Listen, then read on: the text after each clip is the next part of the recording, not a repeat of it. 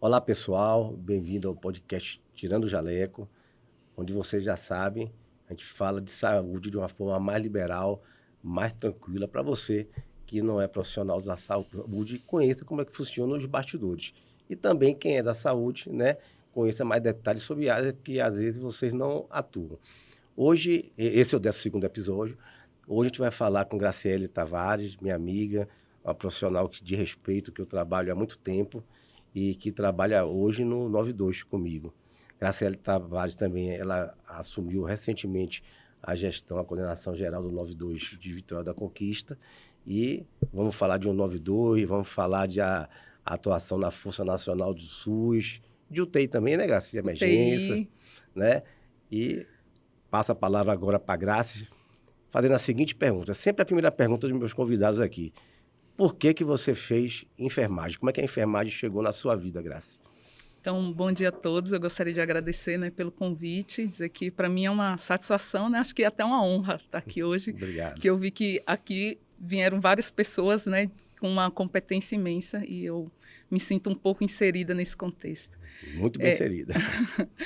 Então, a enfermagem, ela começou na minha vida, né? Eu iniciei o curso técnico em enfermagem aqui na cidade de Vitória da Conquista em 2003. Mas só que eu não tinha inicialmente esse objetivo, porque é algo que acho que nem o senhor conhece, mas... Não, você me falou nos bastidores aqui, vocês vão ficar surpresos, eu não conhecia. Eu queria ser caminhoneira, porque eu tinha tenho meu pai que é caminhoneiro e trabalha com caminhão até hoje. E nós somos 3 mulheres em casa e ele sempre me carregava para essas ações de troca de pneu, mexer com um pouco de mecânica e me ensinou a dirigir caminhão. Então, aos 18 anos, eu já estava dirigindo junto com meu pai e eu cheguei para ele e falei assim, painho, eu quero ser caminhoneira. Minha mãe logo aceitou, né, porque acho que foi uma forma até de proteger o meu pai daquela, né, situação da estrada, estar junto com ele. Mas meu pai falou que não, eu tinha que estudar. Então, escolha um curso técnico ou, né, o que você gosta de fazer. E aí eu optei por fazer o técnico em enfermagem, iniciei o curso técnico em 2003. Em 2004 eu já estava atuando em um hospital aqui da cidade. Mas quase ela ia ser caminhoneira. Queria ser caminhoneira. Olha então, só, até pai. hoje, muitas pessoas não sabem, mas eu dirijo carreta, dirijo caminhão. E precisar de graça para outra função, né? Então, é uma coisa assim que eu trago para a vida como exemplo, né? Porque meu pai já está há 43 anos na estrada e é um guerreiro. Criou todos os filhos, cria até hoje na estrada e dirigindo caminhão. Olha só. E aí você foi para enfermagem, começou como técnico de enfermagem, né? Isso. Como técnico de enfermagem você trabalhou no 92 e também emergência UTI, Graça? Isso. Aí eu trabalhei em um hospital aqui da cidade, depois fui trabalhar em UTI e em 2007 eu fiz o concurso da prefeitura aqui de Vitória da Conquista e passei. E logo, como eu passei nas primeiras colocações, eu fui convidada já, optei, né, por trabalhar no SAMU 92, que já era um sonho. Porque o que acontecia? Quando eu entrei na enfermagem, eu era estagiária, o estagiário ele ficava sempre nessa obrigação de levar os pacientes para o hospital de base para fazer tomografia. Naquela época, eu não sei se você lembra, que o SAMU 92 fazia esse tipo de transporte. Fazia. Então, a primeira vez que eu entrei na unidade, que eu olhei aquele ambiente, eu falei, é isso que eu quero fazer da minha vida. O APH. Então, o APH. Então, eu gostava muito. Eles mandavam para fazer a tomografia, ia, voltava para o hospital de base. E eu fui me adaptando àquilo e gostando do SAMU 92, do trabalho que o pessoal empenhava na cidade. E gostei muito, né? Até chegar e entrar em 2008, eu já assumi. Então, você entrou um pouco antes de virar regional. Antes de virar regional. Isso. Né? A regional tem 12 anos. E em 2008 eu entrei no SAMU 92 como técnica. Em 2018 eu já fiz faculdade e me tornei enfermeira. Foi quando eu fui trabalhar em Jequié. Então atuei em Jequié, lá no SAMU 92, já como enfermeira durante 5 anos. Atuei também na regional, em Itapetinga, né? Trabalhei no SAMU 92 de Itapetinga durante 2 anos. Legal. Esse período da minha vida. E aproveitando a deixa aí, né, de 92, né, o que é, já você atuando, né? O que é o sistema SAMU 92 para você? O que é trabalhar no 92? Aí você tinha um sonho, né, de entrar no 92 e entrou. Sim. E como qual é a sua perspectiva dentro do 92? Como é que é trabalhar no 92? Olha, trabalhar no 92 para mim, além de ser uma realização de um sonho, é entender a importância desses profissionais, né? Nós somos uma equipe de excelência. Eu falo que cada ano que passa, cada vez mais nós nos tornamos mais excelentes no que fazemos, né?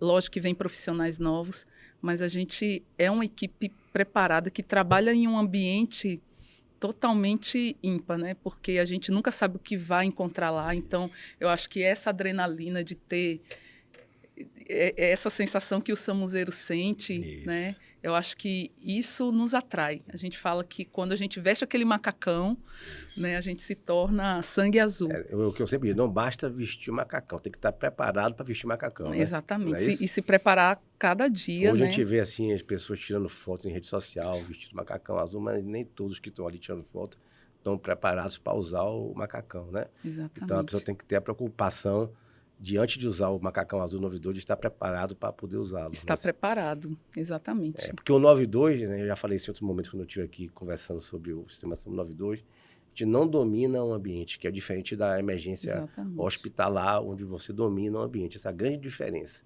E isso que traz a adrenalina de trabalhar no 92, e que o emergencista do 92 tem que ser realmente muito bem preparado, porque ele não domina o ambiente domina ele tem que, aliás, ele tem que evitar que o ambiente domine ele. E acontece algo interessante comigo, porque como eu trabalho no pré-hospitalar e no intra-hospitalar, eu falo que eu levo o trabalho para mim mesmo. Então, quando eu atendo o paciente na rua, há pouco tempo a gente atendeu uma parada cardíaca em via pública, e quando eu cheguei na sala vermelha, que eu trabalho hoje na sala vermelha, né, da emergência do Hospital Geral, a paciente estava lá. Então, eu pude acompanhar aquela paciente durante todo o período até a alta dela. Então, eu consigo hoje, tenho o privilégio de fazer esse acompanhamento também dos pacientes, saber até depois como é que eles ficaram. Isso é muito legal, né? A gente viveu isso muito numa época que tinha o 92 e só a UTI 1 do base. Né? Antes não tinha as outras UTIs. Então, assim, como era a única UTI pública da cidade, e a equipe da UTI 1 era composta por, basicamente, os médicos do APH do 92, né? Houve um momento que era assim, né? Então, a gente atendia os pacientes na rua, os pacientes graves, que iam para o hospital de base, acabavam indo para a UTI, e a gente ficava até o final com o paciente. E muitas vezes tinha desfechos bons. Era bom. É muito bom. O 92, a gente atua sobre morte evitável, não é isso? Isso. Essencialmente, a essência do 92 é atuar sobre morte evitável. E fale assim, uma ocorrência, deve ter várias, né? Mas sempre tem uma ocorrência que marca mais. Uma ocorrência no 92 que te marcou, você tem alguma para te falar assim? Em especial? Tenho. Eu atendi, na verdade, nesse período, eu não estava de plantão no SAMU 92, eu estava de plantão em uma empresa que cobre a rodovia aqui da cidade. E eu também trabalhava lá na unidade avançada, e teve um acidente com múltiplas vítimas, aqui na altura da Lagoa das Flores. Foram 11 vítimas, 5 em um carro, 5 em outra, e ainda um motoqueiro que bateu no fundo durante essa colisão. Então, nós fomos os primeiros a chegar no local, e eu me lembro bem que eu acho que o que me marcou mais foi porque no fundo tinha uma criança, e ela já estava em óbito. Tinha uma mãe ao lado, fora do veículo também tinha uma mãe com uma criança, a criança também em óbito. E essa criança que estava atrás, no banco de trás, ela tinha tido uma fratura do pescoço, né, o pescocinho quebrado, e tinha 2 periquitinhos no ombro dela. E a mãe olhava para mim e falava assim, eu estou bem, mas o meu filho não está acordando, pode atender ele, depois você vem. E ela estava bem tranquila.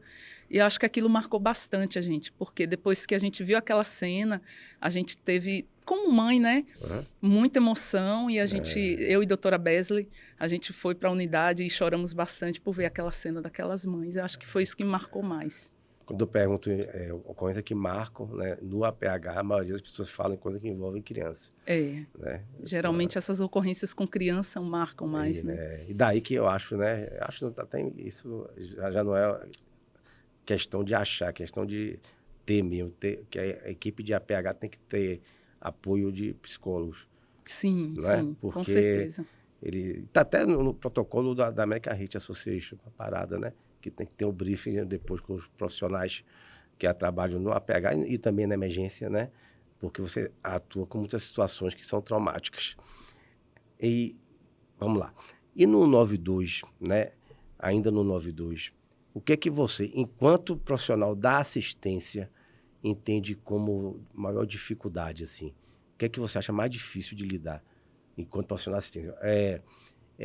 Às vezes a população não entender bem a real função do 92, às vezes você chegar para uma ocorrência e só lá perceber que aquele paciente não poderia não ter utilizado o 92. O que acontece é assim, né? Muitas vezes as pessoas ligam, né, para o sistema SAMU 92 e descrevem uma situação que não é a real. E isso induz o médico a autorizar uma ambulância, não é isso? Isso. Aí a ambulância chega lá, vem, constata em loco, né, que aquela ocorrência não precisava de usar o sistema SAMU 92. E isso, às vezes, chateia a equipe, porque naquele momento pode estar acontecendo outra situação que precisa do 92. Aí fica à vontade para falar, Graça. Olha, eu acho que hoje o que eu sinto mais falta é das pessoas realmente terem esse conhecimento sobre os primeiros socorros. Então, esse é um dos nossos objetivos, de expandir o núcleo de educação permanente. Por quê? A gente entende, e isso já é comprovado, né? Existem evidências que os pacientes que são atendidos pelo parente dentro da residência, iniciado, por exemplo, o protocolo de suporte básico de vida, que são as compressões, esse paciente ele tem muito mais chance de sobreviver. Muito mais. E isso é comprovado, a gente percebe, né, que a gente tem em pouco tempo vários pacientes que, quando a gente chegava na residência, essas pessoas já estavam comprimindo e esses pacientes tiveram uma chance de vida muito maior. Então, eu acho que a população ela precisa ter esse entendimento. E isso também faz parte, né? Está no nosso protocolo, que seja instituído o núcleo de educação e urgência e o núcleo de educação permanente para que a população entenda qual é o real, né, sentido do SAMU 92 e que eles possam também contribuir e fazer o papel como pessoa, né, ajudar aquele paciente até a chegada do serviço. Eu acho que esse é uma das dificuldades que eu vejo quando eu chego no atendimento, que eu não encontro alguém que não está fazendo isso, o atendimento. Aproveitando essa deixa aí, né? Você assumiu agora a coordenação geral do 92, né? Sim. Muito bem indicado, por sinal, né? Quais são as suas expectativas? O que você pretende fazer? Você falou já aí de fortalecer o NEP, o Núcleo de Educação Permanente. Fique à vontade para falar. O Núcleo de Educação Permanente vai ser um dos nossos objetivos. A gente pretende já instituir o projeto SAMUzinho, né? O que seria o projeto SAMUzinho? Trazer crianças das escolas públicas e essas crianças vão ser selecionadas por professores, onde elas têm uma nota, um grau de nota aceitável pelos educadores e eles indicarão alguns alunos para estar treinando, né, alunos de 8 a 12 anos, e esses alunos vão treinar outros alunos. E treinar os pais, e treinar os professores. Então, nós vamos fazer essa formação do projeto SAMUzinho. A gente já faz Lei Lucas nas escolas, né? O ano passado, a gente teve treinamento de 1.300 profissionais da educação. Foram treinadas todas as creches. E nós já estamos voltando novamente para poder educar esses professores. Mas acho que o projeto SAMUzinho e um outro objetivo que eu acho que a gente precisa fortalecer é colocar mulheres condutoras dentro do SAMU 92, porque a gente já tem na região de Jequié, Salvador, SAMU de Osasco, Campinas. Então, por que não em Conquista? 20 anos sem mulheres condutoras que têm total capacidade, né? Eu, inclusive, conheço algumas condutoras com um perfil ideal para o SAMU 92, e eu acho que é uma das propostas, pelo menos para esse ano, quem sabe a gente já começar a pensar nisso. Perfeito. Né? E ninguém melhor que você, né? Eu vou valorizar mesmo, porque, né, dirigindo caminhão, né? Caminhão. A gente sabe que quem atua no 92 sabe que, vamos dizer assim, um dos momentos de maior apreensão, de maior tensão para quem está lá de plantão, é ir atender, exatamente como você citou aí anteriormente, acidente com múltiplas vítimas, né? Eu acho que, eu não sei se você concorda comigo, parada é uma ocorrência muito grave, mas parada você atende quase todo dia no 92, né? Então, a equipe é muito bem treinada e ela, por ser muito bem treinada, tem naturalmente uma apreensão, uma preocupação, porque é uma ocorrência grave, mas você sabe o protocolo direitinho, sabe mais ou menos que você vai encontrar, apesar de você não dominar o ambiente, mas quando você pratica isso quase todos os dias, ou todos os dias, você domina com excelência essa ocorrência. Mas acidente com múltiplas vítimas é uma coisa que você só vê o cenário quando chega lá, né? Exatamente. Né? Então, eu tenho muito tempo de APH, eu tenho mais preocupação, mais tensão em um acidente com múltiplas vítimas do que numa parada cardíaca. Não sei se com você também é a mesma coisa. E essa é a pergunta. E descreva para o pessoal como é que o 92 atua no cenário de acidente com múltiplas vítimas. Como o senhor falou, a parada cardíaca, por ser algo que a gente faz constantemente, a gente tem um domínio muito maior. Tanto que a gente fala que a gente nem conversa durante a parada, a gente só se olha e cada um já sabe seu papel. No acidente com múltiplas vítimas, a gente tem o método START, né, que a gente até treinou recentemente com o Capacita Corém. Eles trouxeram essa oportunidade para a gente fazer uma capacitação com os profissionais de toda a regional. E nesse momento do acidente com múltiplas vítimas, que é o método START, a gente estende lonas. E tem a triagem das vítimas, né, as prioridades, e a gente coloca essas vítimas em lonas, de acordo com a sua gravidade, e o atendimento é feito nessas lonas. A unidade avançada é a última a sair do local, onde ela faz todo aquele atendimento e encaminha para os hospitais. É importante pontuar que esses profissionais que estão no local também tem, geralmente, um médico que vai ser o gestor de toda aquela situação. Ele também faz contato com os hospitais e os hospitais vão se preparar para receber essas vítimas. E não é um apoio feito só com o SAMU 92, envolve todo um grupo de pessoas, PRF, PRE, Polícia Militar, né? Todos esses profissionais que vão dar apoio também. Que estabelece corredor de acesso. Exatamente. Né? Mas assim, quando você vai para essa ocorrência, assim, unidade avançada, acidente na rodovia, colisão, ônibus com caminhão, um exemplo, né? A tensão é grande, né? A tensão é bem grande. Quando a gente chega num local, geralmente, a gente imagina um cenário, pode ser que a gente se depare com um cenário muito mais grave ou não. Porque, às vezes, um ônibus, a tendência é que as pessoas saiam já de dentro do ônibus. E aquelas que estão mais graves, elas não conseguem, né, se movimentar ali. Então, geralmente, a gente encontra esse cenário. E quando você chega no cenário, nos primeiros minutos, você fica um pouco perdido como atuar, né? Mas aí depois as equipes começam a atuar, vai levando para o posto médico avançado os pacientes, né? E daí começa a se desenhar, né? Quem são os verdes, os amarelos, os vermelhos, de acordo com a sua gravidade. E Isso aí você... A gente fez muito simulado assim, né? Fizemos vários simulados assim. E vamos voltar a fazer mais. Vamos voltar. Para quem quiser ver, tem no YouTube alguns simulados. Tem uns 2 ou 3 lá no YouTube de simulado de atendimento de Vitória da Conquista, né? E como é que é, mais uma pergunta ainda envolvendo o 92, como é que é a apreensão de uma ocorrência grave?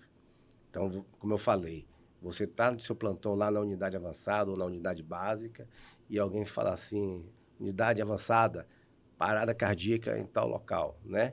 Aí você entra na ambulância, para o pessoal saber que não é do 92, como é que é? A equipe vai muito relaxada ou vai tensa? Então, quando a gente sabe que já é uma parada cardíaca, a gente já fica tenso desde o acionamento.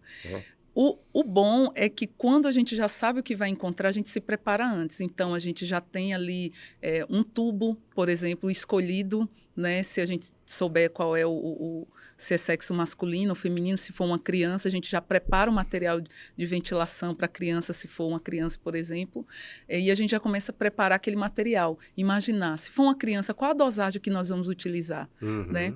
O que a gente vai fazer com essa criança? Ou se for um adulto, o que nós vamos fazer? Então, a equipe começa a planejar o que fazer naquele momento. Isso. Quando a gente não sabe o que é, a gente também imagina que, por ser unidade avançada, pode ser uma ocorrência grave. Então, a gente já desce também com todo o nosso aparato para poder fazer um atendimento. E meio que no caminho, para quem não sabe, né, a equipe vai discutindo o que cada um vai fazer. Né? Todo mundo vai tenso, já, mas é uma tensão, na verdade, ela é uma tensão que é nivelada para proteger o paciente, porque é uma tensão que faz com que a gente se preocupe com o que a gente tem que fazer, se discuta e quando a gente chega no local, a gente esteja preparado para fazer. Não é a atenção de ficar com medo, não, né? Não. E a adrenalina vai a mil, né? Eu acho que é importante a gente falar também sobre o trânsito, né? Nossa dificuldade hoje em algumas cidades, né? Vitória da Conquista não é diferente porque tem um trânsito muito intenso. É a passagem das ambulâncias, né? Então, os condutores, eles ficam ali naquela tentativa. Então, falar, né, para a população que, quando ouvir uma sirene do SAMU 92, que dê espaço. Né? Afinal, aquela pessoa pode ser até o seu pai, a sua mãe, o seu filho que está naquela situação. Então, sempre que ouvir a sirene, né, direcionar o veículo para a direita, a gente orienta para a direita, mas se não tiver condições, abrir o trânsito para que a ambulância possa passar com tranquilidade. Perfeito. Né? Aproveitando ainda, né, do 92, e trote, né? Ainda há muito trote no sistema SAMU 92. Explica para o pessoal também, quando alguém faz o trote, o que acontece lá no 92? Prejudica o serviço, né? Prejudica o serviço. Hoje, existe o sistema SAMU+, ele conseguiu bloquear um pouco mais essa questão do trote. Por quê? Se você passa muito trote para o serviço, o seu telefone ele vai ficar registrado lá como trote. Então, já aparece lá um senhorzinho com um chapeuzinho né, escuro e aparece lá trote. Então, isso é legal pontuar. Por conta do núcleo de educação, que eu friso mais uma vez a importância do núcleo de educação, os trotes diminuíram bastante. Ainda tem, mas a gente consegue reduzir isso educando a população. Né? É importante que isso seja estendido para a regional também, porque hoje, como nós somos 12 cidades, né, as regionais também têm essa questão dos trotes, então o núcleo precisa atuar também nas cidades que compõem a nossa regional aqui. Perfeito. A gente tem, inclusive, uma reunião com as regionais amanhã. Amanhã. E hoje com a nossa equipe lá, com a nossa equipe toda. Isso mesmo. Agora, vou falar de um outro contexto, né, que eu sempre falei com nossos convidados que acabam lidando com a pandemia.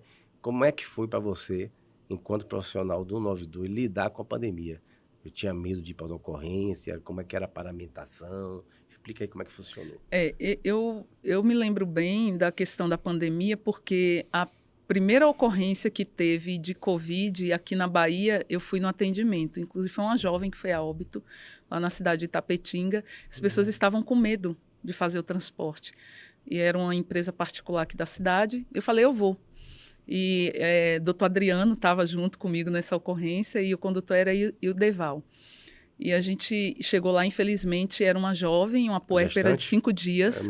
Né? Estava em óbito, não estava? Já estava em óbito, a gente não conseguiu fazer a transferência. Estava entubada e ela foi a óbito. Então, eu me lembro bem da pandemia, mas acho que o que mais me marcou na pandemia foi a situação que eu vivi com meu esposo, com o William, que ele ficou 37 dias lutando, né? Ele ficou entubado durante 11 dias. E foi o Dr. Wesley Burgos que entubou o William. O William, para quem não sabe, é condutor do SAMU 92 de Itapetinga. Sim, eu não sabia que era seu esposo. O William é meu esposo. E ele viveu esse período da pandemia, né? Ele foi um dos primeiros a serem contaminados. Nós tivemos outros colegas. Mas o William lutou durante 37 dias pela vida. Né? E aí foi uma situação bem... rapaz, todo mundo tem uma história assim, bem tensa. Meio triste para contar, né? E saindo agora um pouquinho do âmbito do 92, né? Você viveu uma experiência única, diferente, e Sim. que deve ter lhe engrandecido bastante, que foi lidar lá com os indígenas e Yanomamis, né, pela Força Nacional do SUS, né? Isso. Fala pra gente como é que foi isso aí, como é que foi o começo, como é que foi você indo para lá, as expectativas e tudo mais. Isso. Só para falar um pouquinho sobre o que para que as pessoas possam entender o que é a Força Nacional do SUS, em 2011, o Ministério da Saúde ele entendeu que haveria necessidade de reunir pessoas com expertises para que, quando houvesse situações de desastre, calamidade pública, né, situações onde tem múltiplas vítimas, desassistência à saúde, pandemias ou epidemias e desastres, né, desastres, catástrofes naturais como enchentes, deslizamentos de terra, para que as pessoas possam entender. Então, em 2011, foi criada a Força Nacional do SUS. O que é a Força do SUS? São profissionais voluntários, né, que estão cada um na sua região do Brasil, e quando tem uma situação que já foi citada, eles são acionados como voluntários. Então, eu fui emprestada, né, nesse período. Não comecei, as pessoas acham que foi na missão Yanomami, não. Eu comecei bem antes, então eu já estou indo para a minha 7ª missão na Força, né? No período do Covid, eu fui para Santa Catarina, fiz a missão Chapecó, depois missão Xanxerê e depois fui para o território Yanomami. E essa primeira foi o que exatamente? Covid. Né? A gente tinha uma média de morte diária lá em Chapecó se eu não me engano, na época, de 17 mortes diárias. Isso. E quando a Força entrou, a gente reduziu essa morte diária para 10. E com 3 dias... E lá o que foi? Lá foi desassistência à saúde. Não porque a saúde estava abandonada, não. Porque os profissionais, eles adoeceram. Então, quando nós adentramos na UPA de Chapecó, que foi transformada em UTI, nós encontramos vários pacientes lá que eram profissionais, enfermeiros, condutor de ambulância, técnicos, entubados. Caramba. Então, nós substituímos, porque a Força ela não substitui profissionais, ela vai como apoio. Mas a gente chegou a um ponto que tivemos que substituir mesmo para poder cuidar dessas pessoas.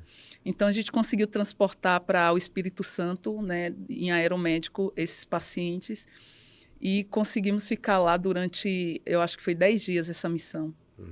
E dar uma estabilizada lá em Chapecó. E depois a gente foi enviado para Xanxerê. Mas, simultaneamente, teve missão em Manaus, em Minas, eram várias regiões afetadas. Vitória da Conquista... Por vários motivos diferentes? Não, tudo Covid, todos Covid. Vitória da Conquista, nesse período, não sofreu tanto porque acho que teve também uma boa gestão no que se refere ao Covid, né? A gente teve o centro de Covid, então teve uma controlada melhor aqui. Eu fui emprestada para lá. Né, a Força. Então, a Força ela atua dessa forma. Essas pessoas elas são unidas em um só local e a gente vai como voluntário e atua durante esse período da missão.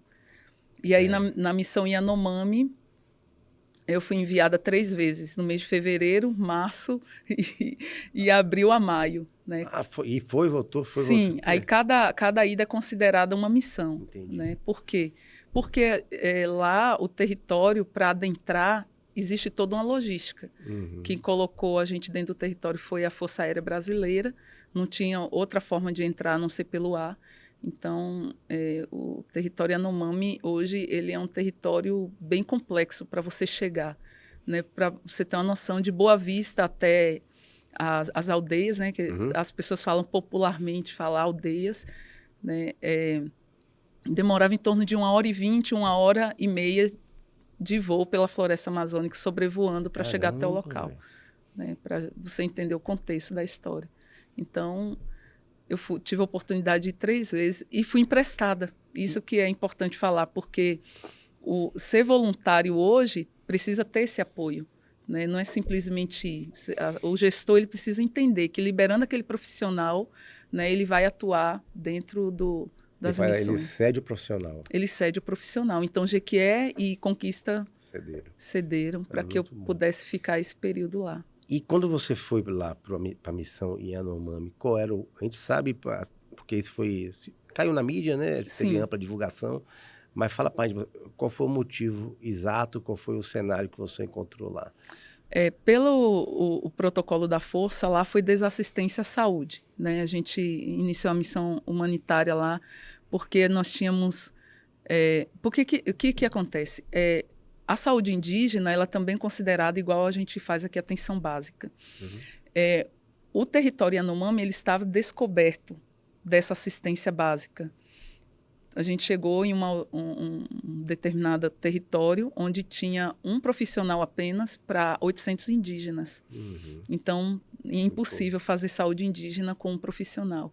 Então, houve essa falta de profissional naquele local, por N questões, né, que acho que não vem ao caso, e a gente foi para dar esse apoio, até que se resolvesse toda a questão burocrática para que esses profissionais adentrassem o território. Hoje, o que eu sei de notícia é que hoje já tem médicos, enfermeiros, técnicos, pessoas que estão atuando no território. E quando você chegou lá, assim, o que você mais atendeu lá? Tinha muita gente doente? Porque o território Yanomami hoje, por se tratar daquela região amazônica, tem muita malária. Né? Então, a gente tinha vários casos de malária, pneumonia e o principal deles, a desnutrição. A gente tinha muita criança desnutrida. Então, o nosso público maior foram as crianças. Tinha muita criança desnutrida, né? E quando eu falo em desnutrição, eu falo a nível de África, tá? Entendi. Crianças caquéticas. Então, a gente precisa pontuar isso, porque as pessoas viram na mídia e falam, às vezes é coisa de mídia. Não é. Eu pude contemplar isso mesmo, que existiam crianças desnutridas a ponto de ter pele e osso, né, que a gente chama. Então, a gente atendeu crianças desse nível de desnutrição. Vocês chegaram a presenciar óbito lá? Sim. Óbitos, ter óbitos, e esses óbitos, quando eles acontecem fora do território Yanomami, depois o corpo precisa voltar para a aldeia. Né? Interessante falar isso. Lá a prevalência é malária, né? E basicamente 2 tipos de malária, Vivax e falcípara. Porque o que acontece? Malária, ela é uma doença tratável. Né? Você trata Vivax em 3 dias, falcípara você trata em 3 dias e Vivax você trata em 7 dias. Né? Então, as pessoas estavam morrendo por doenças tratáveis. Então, isso que não pode acontecer. Né? Então, às vezes, você pegava uma criança com pneumonia, com malária e desnutrição. Se ela estava desnutrida, ela não conseguia deglutir a medicação. Então, já era uma dificuldade. Aí você tinha que fazer venoso, que é uma medicação que a gente chama de artesanato. E a gente teve essa dificuldade lá, por conta da desnutrição, para tratar as pessoas, né? Porque não era só uma questão de saúde, precisa entrar outras pessoas também para poder atuar, né? Não só a saúde no território hoje. Dá só uma pausa que eu vou tossir aqui. Pera, eu fiquei segurando porque eu estava falando. Bebe um pouquinho de água. E acabou minha água. Você pegou malária, não? Não, teve colegas que pegaram malária lá. Foi? Foi. Teve um colega que pegou malária. Ai, graça. Pronto. Acho que você beber um pouquinho de água melhor. Minha água acabou. Mas tá bom, já tá no final. Então, vamos voltar. Graça, e você teve medo de pegar malária? Eu tive medo de pegar malária, principalmente porque eu vi alguns colegas pegaram malária. Teve um, eu não lembro qual estado ele é, mas a menina que entrou comigo para o Abuta, Silene, uma enfermeira que eu fiz uma grande amizade lá, quando eu fui para a última missão, que foi a missão Surucucu, fiquei no território de Surucucu, ela falou, Grace, faz o teste para malária, porque a gente estava junto na missão Abuta e eu tô com malária, tô saindo do território. E eu já tinha alguns dias, nós adoecemos lá, né? Eu, o médico e a enfermeira, a gente teve diarreia, vômito, mas testamos para malária, não deu negativo. Além que lá também teve surto de Covid, né? Então a gente tinha lá no território indígena? No território. Quando a gente entrou para a missão Surucucu, nós tínhamos um surto com 17 pessoas com Covid. Caramba. Inclusive, uma médica estava com Covid e ela tratou os pacientes. Ela falou, eu não tenho como sair, eu estou bem, testei positivo, vou cuidar dos pacientes assim mesmo. Achei heróico da parte dela cuidar dos pacientes. Com Covid? Com Covid. Porque ela não tinha, né, onde ficar naquele momento. Entendi. E aí foi cuidar dos pacientes. Ela está com Covid e continuou cuidando, tratando. Legal. Graça, a gente está chegando na parte final. E aí eu queria que você fizesse uma fala para aquela câmera ali, dizendo para as pessoas quando é que elas devem utilizar o 92. Quando é que elas devem ligar para o 92. Pessoal, bem, o SAMU 92 hoje, ele é um número gratuito, né? Você, ao discar 192, vai cair uma central de regulação e as pessoas precisam entender que quando ela liga, ela precisa dar algumas informações básicas, né? A primeira coisa é tentar, a gente sabe que é difícil, mas ter tranquilidade naquele momento, né? E ao ligar para o número 192, você precisa, além da tranquilidade, informar qual a cidade você está falando, lembrando que nós temos 12 cidades, onde você está e o que está acontecendo naquele momento. Essas são as 3 perguntas, né, doutor, básicas, e logo em seguida você será direcionado para um médico.